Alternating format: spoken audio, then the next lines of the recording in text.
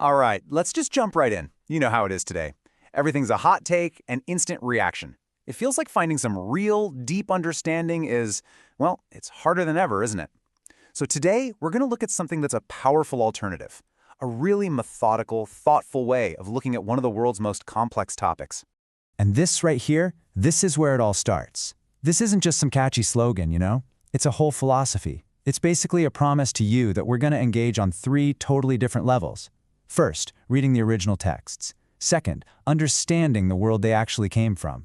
And third, using that incredible combination to really think deeply. Seriously, this is the bedrock for everything else we're about to explore. So what is this new approach to understanding? Well, it comes from a YouTube channel called Islam, Text and Context, and it's all about its unique method for really digging deep. Right off the bat, you can tell this isn't about giving you simplified summaries. The channel calls itself a knowledge-based series. And that's a huge signal, right? It's a promise of serious intellectual work that's aimed at anyone with a genuinely curious mind.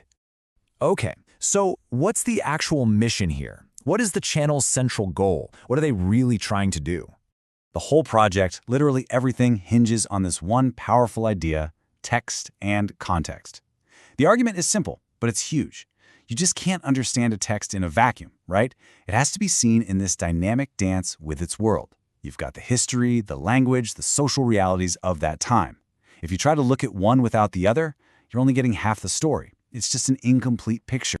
That all sounds great in theory, but how does it actually work in practice? What are the tools they're using to do this deep analysis? Their whole method is built on these four pillars of analysis. It starts, of course, with the religious texts themselves, but then it adds that absolutely crucial layer of history to put the texts in their original time and place. Next up is language, so we can unpack the specific nuances of how ideas were even expressed. And finally, social reality, to understand the world people were actually living in. You need all four of these pillars to build a complete picture. And this is what makes it so cool. It's not just about collecting a bunch of facts. The entire approach is driven by this one fundamental question. How do meanings actually get created, and why do they change over time? Thinking about it like that completely transforms learning from just, passively taking in information into an active, intellectual investigation. Now, out of those four pillars, there's one that's treated as uniquely important.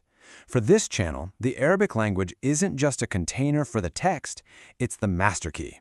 It's the one tool that can unlock its deepest, most subtle layers of meaning.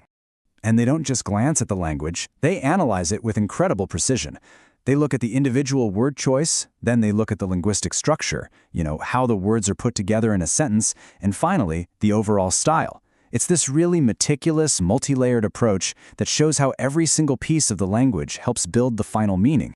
So why does all of this deep analysis even matter? And who is all this work really for? Let's take a look at the ultimate goal. And here it is. The ultimate goal is all about moving beyond those simplistic and, let's face it, often misleading stereotypes.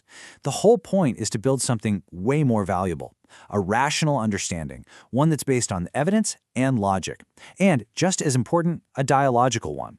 And what that really means is an understanding that encourages real conversation, not one that's just trying to win arguments. So who is this for, exactly? Well, it's for anyone who's just tired of all the noise and wants a calm, reasoned analysis. It's for people who value a genuine dialogue way more than a heated debate. And it's definitely for anyone who's curious about how these ancient texts and ideas can still matter in our world today. If any of that sounds like you, then this approach was pretty much designed for you. And that leaves us with one last, really powerful question to think about. We focused on this one channel, but its method, insisting on text in context, asking how meanings are formed, and always seeking rational dialogue, that's a tool any of us can use. So how can applying an approach like this to any complex subject change not just what we know, but how we see the entire world?